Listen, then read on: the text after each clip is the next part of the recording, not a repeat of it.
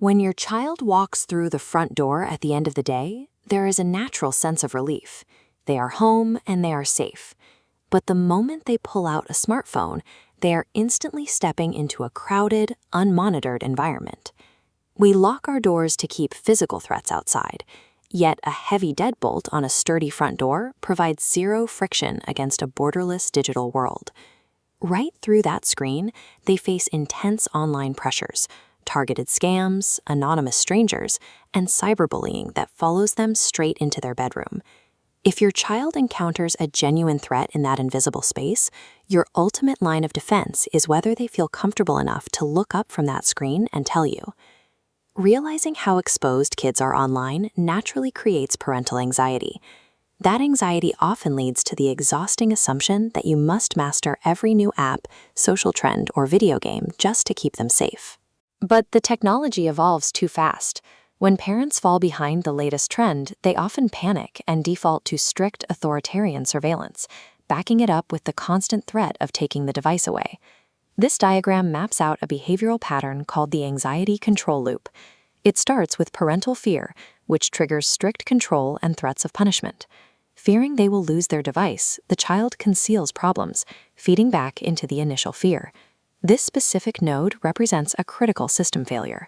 The loop ensures that when kids get scammed or bullied, they hide it from the only people who can help. Relying on rigid technological control destroys your visibility into your child's life. Digital safety is built on regular, calm conversations rather than complex software firewalls.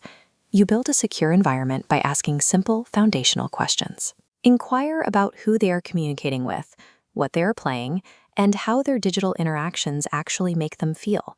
This requires active, non-judgmental listening. When a child discloses something negative or alarming, react calmly. The child needs concrete proof that sharing a problem will not lead to an immediate scolding. To maintain that open channel, you must separate the act of asking for help from the threat of losing device privileges.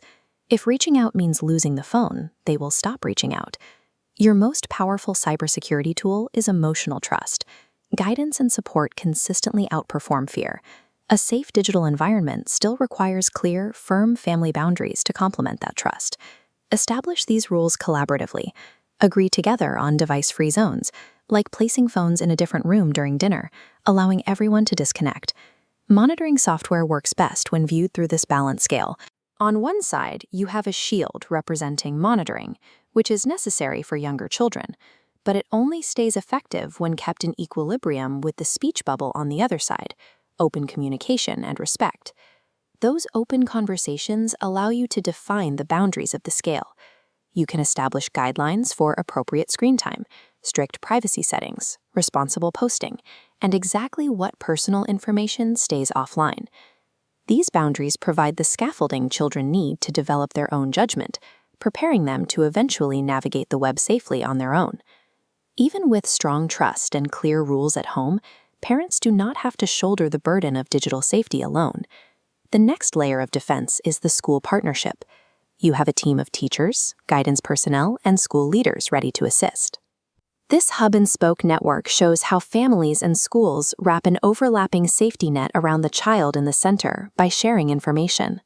This early warning system catches signs of cyberbullying, harmful messages, or behavioral shifts long before a parent notices them in isolation. You do not need to be a technology expert.